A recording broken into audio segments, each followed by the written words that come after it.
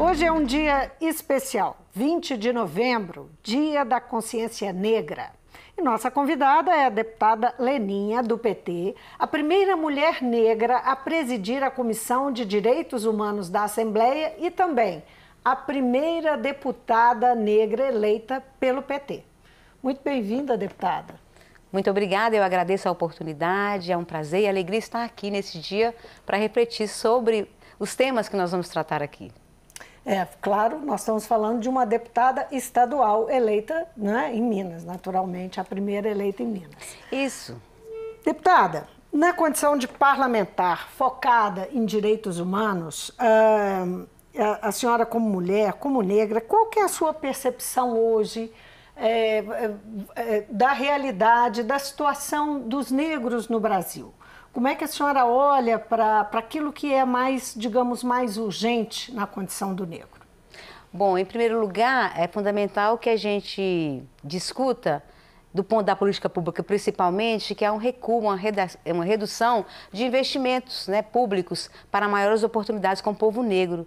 Então, se formos olhar quem está na linha da pobreza, o número de desempregados, o número de encarcerados no Brasil, o número de pessoas fora da escola, da universidade, são a população negra. Ou seja, então nós temos um país que, apesar de falar que é um país miscigenado, um país de misturas, mas um país ainda com poucas oportunidades, um país em que se revela um racismo, um país que se revela preconceito, discriminação e, acima de tudo, um país que desconhece toda a história e luta de um povo que quer mais cidadania, que quer mais oportunidades, enfim. Um povo que a cada dia precisa disputar na sociedade e na vida das pessoas de modo geral, que são bons os que fazem, que são inteligentes, que têm condições de exercer qualquer profissão, de acessar também, né, vamos dizer assim, serviços e melhores postos de trabalho. A questão do mercado é uma evidência. Saiu uma pesquisa recente do IBGE, uma pesquisa extensa, é a ela que a senhora está se referindo, né, com dados importantes em relação à pobreza e colocando como é que fica, né, a população pobre do Brasil é 55,8%, está correto isso? É isso mesmo. 55,8% da população brasileira, somos quase 210 milhões de habitantes, né? Então, como é que fica, por exemplo, a questão do mercado, não é? Que conclusões são possíveis tirar em relação ao mercado de trabalho? Bom, em primeiro lugar, eu gostaria de falar um pouco também da minha vida enquanto mulher, enquanto negra, né? De periferia, com uma trajetória bem coletiva e de luta mesmo. Então, eu não vou falar de pesquisa, de números e dados, mas eu vou falar aquilo que eu já vivi, né, no Brasil, em Minas Gerais e no norte de Minas. Primeiro momento, quando se ofertava emprego, sempre se colocava boa aparência. Quando eu era jovem, eu me lembro dessa frase: oferta-se uma vaga para recepção, mas tem que ter boa aparência.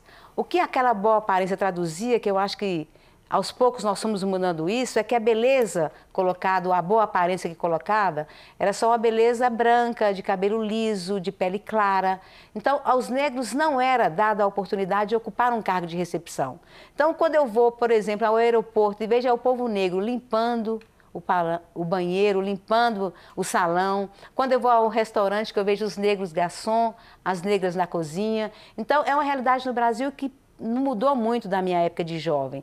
Então, para os melhores cargos ou para cargos em repartições públicas ou privadas, sempre se escolhe um tipo de beleza capitalista, que a gente diz, não a beleza negra, de mulheres com cabelo encaracolados como o meu, de mulheres de pele negra e de mulheres que possuem com certeza o mesmo grau de inteligência e capacidade e competência, mas o fator da beleza negra ainda é pouco incorporada na sociedade. Então, na minha avaliação, aos negros são dadas poucas oportunidades de trabalho e quando associa essa oportunidade ao padrão de beleza, isso se agrava ainda mais. Tem a questão da informalidade também, né? A presença do negro no mercado informal, que é muito flagrante, né? Com certeza. A qualidade do trabalho. Com certeza. A pesquisa indica isso, né? De forma muito se a gente for clara. Ver o processo de uberização, processo de iFood, Bike Food, todo esse processo de terceirização, os desempregados que existem, nós vamos ver que uma parcela significativa desses trabalhadores que estão na informalidade ou nesse tipo de trabalho a maioria são negros e negras. Agora, dentro da sua fala, me chama a atenção o seguinte, a senhora diz que as mulheres não... A senhora se refere ao seu cabelo encaracolado, não é? A gente pode dizer que houve uma mudança de comportamento recente. A gente olha para as adolescentes nas ruas e vê as meninas usando os cabelos cacheados, os cabelos crespos, os cabelos de Rastafari, aquela imagem afirmativa da condição de negra, né? E os meninos também têm os seus símbolos, né? A senhora vislumbra essa mudança, percebe essa mudança e o que levou a ela, na sua interpretação? Uhum. Eu percebo uma mudança significativa que tem a ver com, na minha avaliação, um trabalho que o movimento negro no Brasil e em várias partes, né, do Estado, nessa discussão sobre a identidade negra, que é a discussão de que ser negro também é ser uma pessoa bonita. Essa discussão da identidade e de uma cultura que foi perdida, mas eu creio que também vem sendo recuperada na medida em que você tem personalidades, pessoas, vamos dizer, que são referências para essa juventude que possui cabelo black power, que possui o cabelo natural. Então, na minha perspectiva, há uma mudança em curso de trazer essa beleza como a outra beleza de mulheres, de jovens, né? Então, para mim, está relacionado a esse trabalho de identidade, de aceitar você como você é, com o cabelo que você tem, com a cor de pele que você tem, que no movimento negro, eu fui militante do movimento negro muitos anos, a gente sempre trabalhou com isso, de valorizar a nossa beleza. E eu creio que, quando eu falo de referências, a gente tem personagens da música, da TV, personagens também da política, que as pessoas aceitam o cabelo do jeito que são, e isso interfere e influencia numa juventude que também Agora, não quer. Digamos, a indústria também cede, né? Cede a um mercado, né? Cede a um mercado consumidor. Antigamente, por exemplo, eu me lembro na minha juventude que não tinha produto específico para a raça negra, para cabelo caracolado. Hoje a gente tem, então, uma indústria crescente. Pois é, como é que você... Fico curiosa de saber o que começou primeiro, não é? Qual foi o ponto de partida? Na minha avaliação, o ponto de partida é que o mercado descobriu esse número significativo de pessoas que se enquadram ou se classificam nessa categoria de negros e negras. O mercado é inteligente, o capital é inteligente. Então, dessa forma, isso que você está dizendo, o IBGE, com esses dados, mostra que nós somos a maioria da população no Brasil. Os dados, com certeza, eles são elementos que as empresas da beleza, dos cosméticos utilizam. Então, essa crescente onda de variedade de produtos é algo também muito recente. Eu digo que na minha adolescência e juventude não tinha nada disso, de um shampoo específico para cabelo encaracolado, um creme, não havia nada disso. Então, o interesse de mercado está acima, inclusive, da história das identidades, mas um interesse puramente comercial. Desde 2003, o Brasil celebra o Dia da Consciência Negra, né? Foi instituído no primeiro ano do primeiro governo Lula. Isso tem um peso, uma influência? Essa data, de alguma forma, o movimento negro se apropria disso? Como é que a senhora percebe a importância de uma data? Que, a princípio, a gente fala de data como uma coisa, às vezes, um pouco sem significado, né? Uma formalidade. Mas, no caso do Dia da Consciência Negra, teve algum peso, algum significado importante? Para nós, negros, teve um significado muito importante. Primeiro, a gente aprendeu na escola que o 13 de maio, que era o dia da abolição da escravatura, abolição feita por uma princesa branca, e a gente entende que aquilo não simboliza a nossa luta pela liberdade. Então, dia 20 de dezembro, no século XVII, o Zumbi dos Palmares, que liderou grande luta com o povo negro, né? Porque a gente tem, ao 13 de maio teve a abolição, ou seja, a gente enxerga também que naquele período o Estado, a Igreja e as forças do Estado abandonou o povo negro. Então, deu a abolição, mas sem terra, sem emprego, sem dinheiro, sem condições. Quando a gente fala de Zumbi dos Palmares, é o povo se rebelando também contra esse sistema de concentração, que é da desigualdade que nós temos até hoje. Então, para a gente, 20 de novembro, mais do que celebrar, é dia de luta, de denúncia, é dia de manifestação, é dia de dar visibilidade para essa desigualdade, né, que existe no Brasil, o racismo e o preconceito. Então, é uma data importante, mas a gente faz referência a Zumbi dos Palmares, a Dandara, a grandes figuras, né, de lideranças negras que vêm, né, ao longo da história, e até hoje a gente tem no caso da Marielle Franco, defensora dos direitos humanos, né, mulher e negra, que foram, né, assassinados, perseguidos por denunciar a discriminação, o preconceito e o racismo, mas também propor o debate sobre a gente fazer o debate que o Brasil é um país racista. As pessoas são racistas. Pois é, como é que a senhora viu aquele episódio lá na Câmara dos Deputados nessa terça-feira, né? Teve um episódio de um deputado do PSL que destruiu uma charge que estava exposta lá, lembrando, inclusive, né, essa semana do Dia da Consciência Negra, e um problema evidente que existe, né, de uma população negra que acaba sendo vítima da polícia, morta pela polícia. E ele destruiu a charge.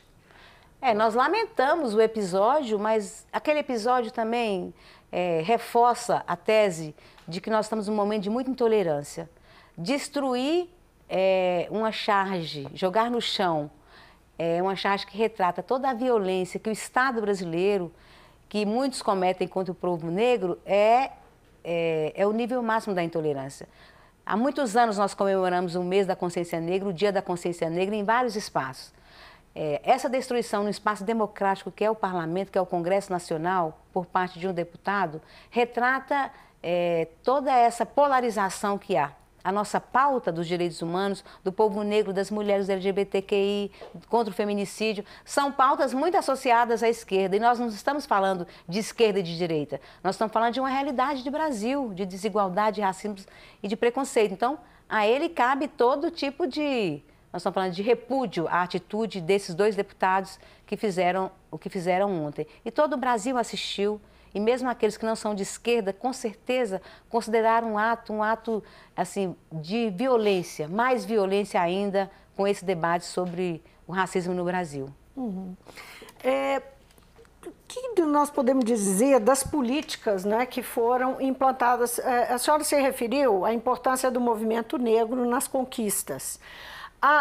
Como é que a senhora vê as políticas que foram, o papel do Estado, tanto do ponto de vista das políticas que funcionaram, quanto daquilo que ficou devendo, né, digamos, nesses anos recentes que a gente vê que houve uma mudança, né, houve um empoderamento da população negra, mas também há muita manifestação de racismo, há muita violência contra jovens negros, enfim, há números, como o IBGE mostrou, preocupantes.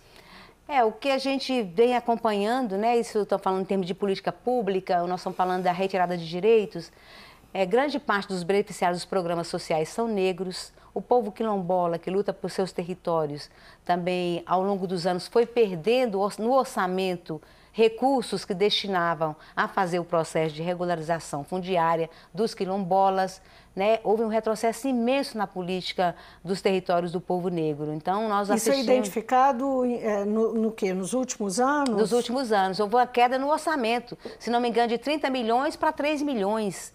Então, assim, o governo federal cortar de 30 milhões para 3 milhões é um corte... assim, profundo, exatamente? Nos processos de regularização fundiária. Então, o recurso vai para o INCRA identifica as áreas de território quilombola. Então, esse processo que é feito para dar um título para os quilombolas que estão lá há 200, 300 anos, ele foi sendo paulatinamente reduzido o recurso para isso, esvaziado. Nós podemos, esse debate de política de cotas, né, que muitos afirmam que não pode ter isso, mas na nossa avaliação é a reparação que o Estado está fazendo. Como eu disse anteriormente, os negros construíram muito este país e vem construindo. E a eles é destinado pouco recurso, e a eles é destinado poucas oportunidades. Então, quando a gente fala do sistema de cota na universidade, que é uma reparação, porque as oportunidades que o povo negro tem ainda são muito pequenas. Muito pequenas. Escolas públicas precárias, quando existem, as escolas de periferia, né? O acesso à informação, o acesso de fato à educação de qualidade, pública. Então, isso tudo ele colabora para que a gente chegue, num determinado momento, de disputar uma vaga na universidade em condição muito desigual daquele que teve uma oportunidade de estudar em escola pública, de ter curso de línguas e por aí vai. Nós temos em curso aí um governo que tem uma política de reformista e liberal, né? Que tem um foco fortemente liberal. Como é que a senhora imagina que isso vai impactar, né? Todas essas políticas que vêm sendo implementadas ainda vão impactar sobre a população negra? Com certeza. Olha, quando a gente está falando dos desempregados, mesmo as reformas que estão acontecendo no Brasil, reforma da Previdência, reforma trabalhista. Então, você tem uma situação do Brasil hoje que, pelo menos para os próximos 3 anos, a gente não vislumbra a possibilidade de mudanças reais na vida do povo mais pobre. Então, nós estamos falando de uma parcela da população que é maior em termos de números, né, em termos de percentuais, mas também alijada dos processos de cidadania. Então, estamos falando das quebradas da periferia, onde há muito assassinato, né? Nós vamos olhar a quantidade de mulheres negras e jovens negros que são assassinados nas periferias, é um número enorme. E esse número vem crescendo. A quantidade de lideranças, né, indígenas, a quantidade de lideranças quilombolas, pessoas ameaçadas por defender seus direitos conquistados, né? Porque uma coisa é você pensar a política para frente. Então, daqui para frente, a gente não vai conceder nada no orçamento para nenhuma política pública. Outra coisa é você, como o governo está fazendo, você tentar retroagir, retirar direitos conquistados, garantidos a partir de muita luta. De fato, nós estamos num momento bastante difícil, quando a gente vê as cenas que a gente vem acompanhando no Brasil, do ódio, da intolerância, do racismo, do preconceito, né, do crescimento do feminicídio, da violência obstétrica contra as mulheres negras, quando a gente vê o número de encarcerados, né, são 67% do povo negro nas cadeias que estão muitos anos esquecidos lá pelo sistema. Então, a gente tem dados que comprovam, né? E eu estou falando mais do que pesquisa, é um pouco da nossa trajetória e da nossa luta, de como este país desconhece a força, a importância do povo negro no seu processo de desenvolvimento. Agora, como esse povo, ou pelo menos uma parcela dessa, envolvida nos movimentos, como é que internamente, como é que a senhora reconhece a articulação dos movimentos? Eles têm se fortalecido, apesar... A gente viu o movimento negro se fortalecer, crescer no Brasil nas últimas décadas. Mas neste momento, que é um momento difícil, como é que está o comportamento desse movimento, como é que está a articulação? Bom, o que se tem, a necessidade, o debate, a necessidade da unidade. A unidade é a gente chamar todas as bandeiras dos movimentos, seja um movimento negro ligado ao hip hop, um movimento negro ligado à poesia, ao teatro, à luta pela terra, à educação diferenciada, à educação quilombola. A unidade significa a gente juntar todas essas pautas, que às vezes tem um determinado grupo que luta por aquela pauta, sobre a cultura negra. Tem um grupo que luta pelas terras do povo negro. Falta articulação? O que a gente está entendendo que nesse momento é fundamental. Então, há em alguns lugares no estado que já tem uma unidade. Hoje, por exemplo, em algumas cidades, pessoal de terreiro, juventude de terreiro, junto com conselhos de igualdade racial, se unificaram para fazer um ato somente. Às vezes, antigamente, tinha um ato de um determinado grupo, outro ato do outro. Tem se procurado nos últimos tempos pela necessidade de resistência nesse Brasil, nesse país, de unificar. Então, eu creio que as lideranças, né, dos vários grupos negros, né, de Minas Gerais e do Brasil têm feito esse debate dessa necessidade de fazer um enfrentamento, de fazer a resistência, unificando a pauta pela vida. Porque o que nós estamos vendo é realmente um genocídio da juventude negra, das periferias. E precisamos, então, em torno desse tema da vida, com as suas várias nuances, a gente fazer a luta mais coletiva. Deputada, a quem a senhora dedica essa data, só para a gente encerrar nossa conversa, Dia da Consciência Negra, 20 de novembro? Bom, eu dedico de modo muito especial minha mãe, que foi uma mulher de coragem. Não vive mais com a gente, mas com certeza ela nos ensinou desde muito cedo a não baixar a cabeça, a lutar pelo aquilo que a gente quer, a gente buscar lutando com muita honestidade a luta coletiva, não pensar somente na nossa família, mas pensar que a gente tem que fazer luta coletiva, e a ela que não está aqui mais no nosso meio, mas uma mulher forte, de coragem, eu queria deixar essa homenagem para ela. E eu parabenizo a senhora, né, em nome assim, né, representando, a senhora representando todo o povo brasileiro negro, que tem uma luta, um desafio gigantesco e que merece o respeito da nação toda. Eu agradeço mais uma vez, muito obrigada. Eu sei que muitos negros e negras estão hoje em vários espaços fazendo esse debate, e é necessário fazer esse debate. Eu creio que as pessoas precisam compreender que a nossa luta, que a nossa resistência não é querer muito, é querer muito pouco, é querer ter uma casa, é querer ter acesso a bens e serviços, à educação, à saúde, enfim. Que o Estado cuide de nossa gente e de nossa gente mais pobre, que são o povo negro. Obrigada outra vez pela presença. Obrigada. Eu conversei com a deputada Leninha, do PT. Ela é a primeira deputada negra eleita pelo partido em Minas. É também a primeira presidente da Comissão de Direitos Humanos, a primeira presidente negra de Direitos Humanos da Assembleia. Nós conversamos hoje por conta do Dia da Consciência Negra, essa foi a nossa pauta.